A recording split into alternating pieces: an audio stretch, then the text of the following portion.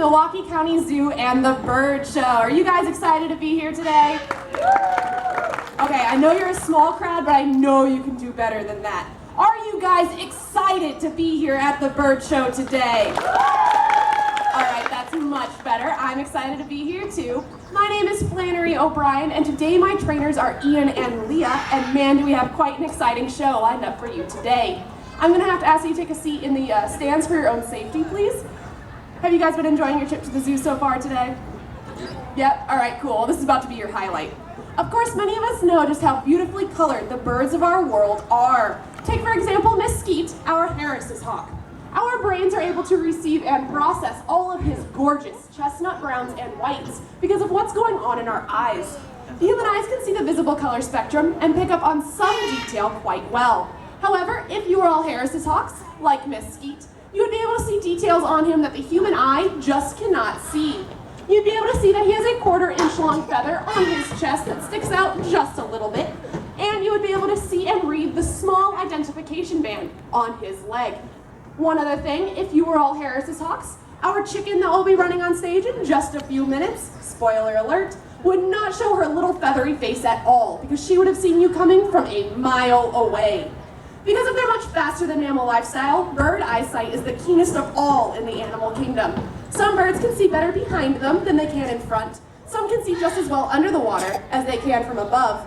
Some birds can focus on multiple objects at once, and others can see perfectly, even on the darkest of nights. So join us today as we take a look at bird eyesight. Pun totally intended. Before we continue, I would like to go over a few tips to make this bird show so much more enjoyable. For starters, I do need to ask that everyone please remain seated in the bleachers throughout the entire show and do not reach up and touch these birds as they fly by. This is for your own safety as well as the safety of our birds. Also try to keep these aisleways clear because my trainers and I will be running up them, and sometimes we are not terribly graceful. Finally, this one's just for all of you. As you're looking up at our beautiful birds and they're soaring over your head, please remember to keep your mouths closed because these birds are trained, but I can guarantee you that they are not potty trained. Going right into the finest of detail, those animals with the keenest sense of vision have two types of cells within their eyes. The first are called rod cells, which are sensitive to light. The second are cone cells, which are sensitive to color. I wish I could tell you that each name had a very technical meaning that would confuse even the most advanced scientists. But no, they're just referring to the shape of that cell. Rod cells are shaped like rods, cone cells are shaped like cones. It really is that easy. In fact, it's so easy that a basic scientist, such as myself, can look at the rods and cones within a bird's eyes and see if they are most active during the day or at night.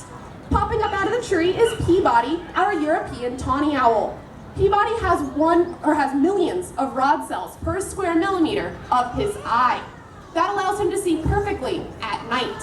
Because he has so many rod cells in his eyes that allows him to see at night, he can see by the light of one candle placed 4 football fields away on an otherwise pitch black night.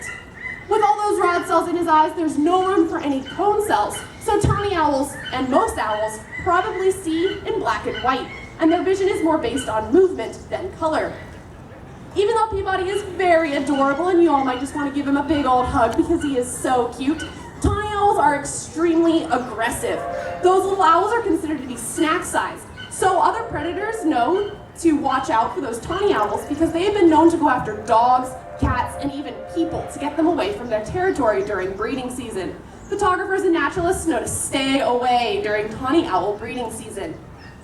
Now moving to the other end of the spectrum, those animals with the most excellent color vision are those that have the most cone cells in their eyes. They have the most cone cells in order to distinguish where their insects might be. Those birds with the most cone cells per square millimeter of their eye are those that catch insects on the wing, such as swallows. Those swallows use those cone cells to find even the smallest insect as they're soaring through the air. The other type of birds with the most cone cells per square millimeter of their eye are the day-active or diurnal birds of prey, eagles, falcons, and hawks. Popping up on the fence is Whiskey Sam Adams, our African auger buzzard. Whiskey Sam has 1 million cone cells per square millimeter of his eye. That's 5 times more than what the human eye has. When I first described Whiskey Sam here as a buzzard, you all might have been a little confused and thought that I was using the wrong terminology. Here in America, we call our vulture species buzzards. However, in other parts of the world, such as Africa, Asia, and Europe, they call their hawk-like birds with broad wings, such as Whiskey Sam, buzzards. The reason we call vultures buzzards is that when colonists first came to the New World, they looked high in the sky and saw vultures circling overhead. Due to very similar flight patterns, they thought that they were looking at the hawk-like birds from back home, so they called those vultures buzzards, and I guess the name just sort of stuck. An item that birds have within their eyes that human eyes do not have is called pectin. I wish I could tell you in today's technologically advanced day and age we would know what that pectin did, but we don't. We have no clue. The leading theory, though, is that it is there to move blood to and from the back wall of the eye. Lizards and snakes also have a pectin in their eyes. And, this is a little awkward, but I seem to have forgotten a very important prop for my next bird. So I'm just going to ask you guys, does anybody out there happen to have a rubber snake that I can borrow? You do? Seriously? All right, that is crazy odds today. All right, what's your name? All right, Nikki, when I give you the word, I want you to take that snake and throw it up on my stage. Can you do that? All right, just don't hit the bird, okay? And don't hit me. Just hit the stage. I'm trusting you, Nikki. Now that Nikki has saved our show, my next bird can make her way on the stage on her lovely long legs. Her name is Evita, and she is a red-legged Sariyama. Red-legged Sariyamas love to eat snakes, even though they don't sound like a tasty meal to us.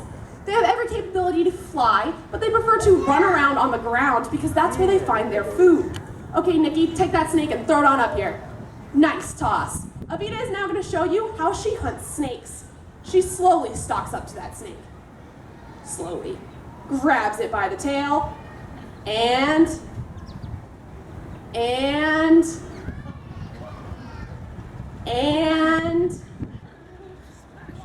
there's a lot of slams it on the ground. Very good job, Evita. Slamming it is extremely important because it not only kills the snake, but it also breaks up all of the small bones within the snake's body.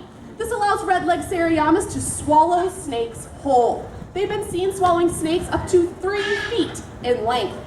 This also works on any anger management problems that Evita might be having today.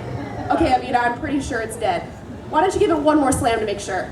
Nice job, Evita. It is definitely dead now. Good job. I guess you could say that was a smashing good demonstration by Evita, our gorgeous red-legged Sariyama. Red-legged Sariyamas are so great at smashing snakes, and they're slightly obsessive with it. Farmers in Brazil will actually raise red-legged Sariyamas, such as Evita, and with their chickens, to protect those chickens from any potential snake predators. They also serve as a sort of alarm system to warn the farmer of any potential threat that might be approaching his chicken flock. Red-legged Sariyamas have a very loud call that's very ear-piercing, so if a threat were to be approaching his chicken flock, that Sariyama can let out a very loud yell and the farmer can go check on his chickens. And speaking of chickens, what would a Milwaukee County Zoo bird show be without a fine feathered fowl friend? Entering from the left-hand corner of the theater, this is Omelet, our bantam cochin chickens. Bantam cochin chickens were originally bred in southeastern China for their eggs, which are thought to be very nutritious and quite delicious. And I guess we're done talking about chickens. Okay, moving on with the show. I'm happy Omelet put some hustle in that bustle because this is a bird of prey program, and we don't want what's called a National Geographic moment. As Omelet was running by, did anybody happen to see her blinking? It'd be extremely difficult to do, but I don't know if anybody caught it. When you're looking at our next bird, try to see her blinking and see if you can see that. This is called a nictitating membrane. It's a very fun word to say. Nictitating membrane. That nictitating membrane is a third eyelid that sweeps back and forth across the eye and protects the eye from any dust particles. Sight is not the only sense that has been honed over millions of years in birds. There is an owl that is the only species of owl in the world that can fly to, capture, and kill its prey in complete darkness based only on the sound that prey makes. That owl is called the barn owl. Entering from the left-hand corner of the theater, this is Cupid, our American barn owl. If you look at Cupid's face, you notice that she has a very distinct shape to it. This is called a complete facial disc, and is perfect for capturing sound waves and funneling them directly into her ears, which are placed at asymmetrical points on her head. She has stiff, bristly feathers to help direct where those sound waves will go. It's been estimated that barn owls can fly to their prey from 90 feet away, which is from the end of these bleachers all the way over here, all the way to the animal encounters building. They can eat up to 1,800 mice in a single year. Cupid has what's called silent flight. The leading edges of her outermost wing feathers have fringes that muffle the sound of the air as she is soaring overhead. This gives Cupid silent flight and allows her to sneak up on any of her little prey and go directly to them. Barn owls are extremely beautiful and they have camouflaging just like Peabody did on their wings. These beautiful birds are considered to be a prey species, so they have to be able to go and hide from any potential predators. As you can see, my trainer Ian has just run off stage to where neither Cupid nor I can see. But based only on a sound cue that Ian is going to make, Cupid is going to be able to land on his glove and fly directly to him. So go ahead, Ian, make that cue. And there she goes. Can she do it? Yes, she did. Let's hear it for Cupid and her spectacular silent soaring. Although it sounds like it would hurt the bird, bird eyes have a very, very small bone within them called a sclerotic ossicle. Big word for a tiny little bone. Those sclerotic ossicles, along with the muscles attached to them, allow birds to focus extremely quickly as they're flying through the air. The world's fastest animal is the peregrine falcon. It can dive in excess of 270 miles per hour. So as it's diving through the air, it's very important that that peregrine can focus on its prey, otherwise it might crash into it and injure itself. My next bird definitely cannot fly anywhere close to 270 miles per hour. Instead, he likes to make a nice lazy living, soaring over the ground, looking for dead animals. This is Vader, our black vulture. Vader here was originally only found in the southeastern part of the United States, but over the last 50 years, black vultures have expanded their range much farther north and can even be found up here in Wisconsin. If you look at Vader's head and his neck, you'll notice that he has very few feathers on him. This allows him to do what vultures are known for doing best and shove his head into a nice, juicy carcass. And when he pulls it out, he's not an icky, nasty mess. Not only that, but if you look at Vader's feet, you'll notice they do not look very powerful, not like the other birds you've seen in our program today. New World vultures, such as Vader, do not have powerful legs in order to defend themselves. So instead, if Vader has just filled himself up on a nice, juicy carcass, and he is way too heavy to fly away, and a predator thinks that Vader there will make a very tasty meal, Vader can turn and projectile vomit everything he has just eaten directly into that predator's face. This allows Vader to be light enough to fly away, and as you can imagine, that predator has completely lost his appetite and interest in Vader. We're extremely happy that he does not demonstrate that on our stage. I have a test for all of you here at the bird show today to see if you're paying attention. Does anybody remember what I said cone cells are sensitive to? Just yell it out if you know. Just yell it out. Color. Color, that's exactly right. I'm so glad you guys are paying attention. Cone cells are not evenly distributed on the back wall of the eye, but instead located in a lower part of the eye called the fovea. Humans only have one fovea, so we can only fully focus on one object at a time. However, most birds have two foveas. This allows them to focus on multiple objects at once. One such bird is the Australian wedge-tailed eagle. This is Duncan, our wedge-tailed eagle. As Duncan is flying overhead, try to focus on just her pale yellow feet. It's extremely difficult to do because we only have that one fovea. We can see her wings flapping, her jesses trailing, but we cannot just focus on those pale yellow toes.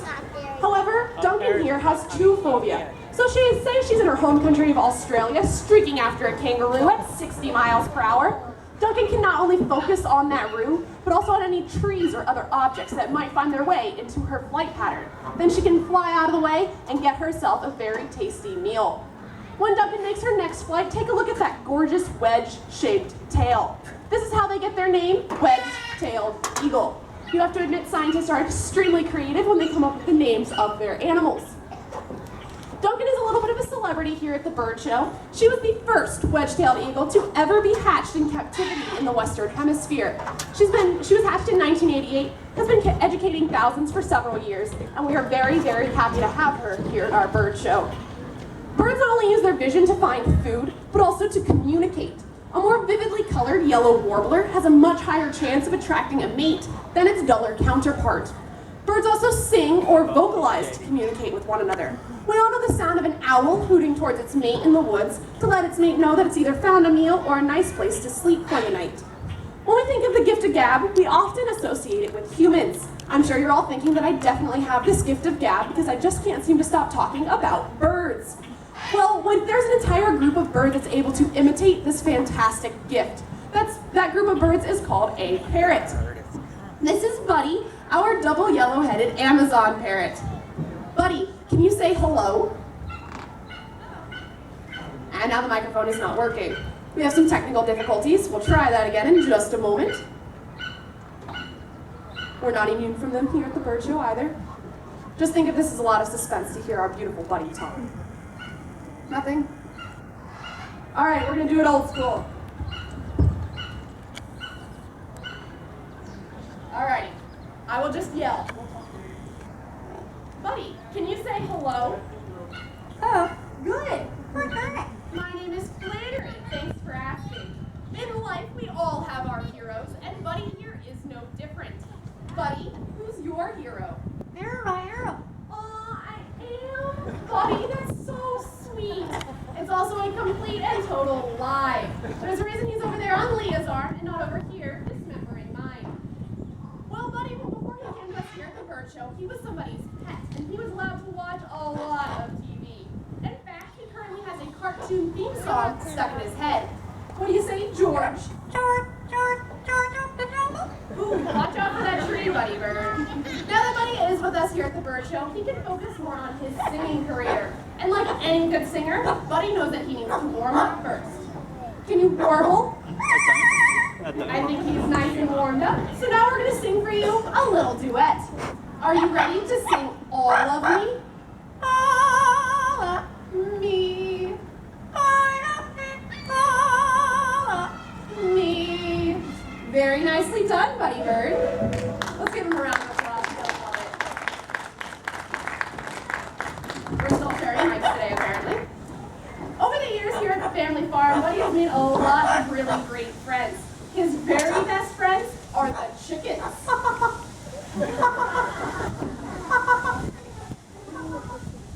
I have no idea what he just said. I don't speak chicken. I find it to be a very foul language.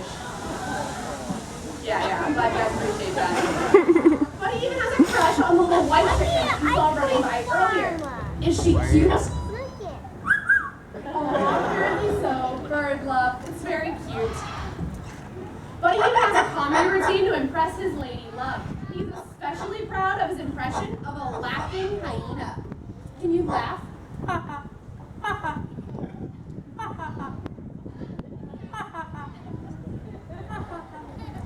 Apparently that's a hyena with a very dry sense of humor. Well, Buddy, this has been a fantastic audience. Let's give everyone a big round of applause. Wait, goodbye. Let's hear from Buddy, our double yellow-headed Amazon parrot.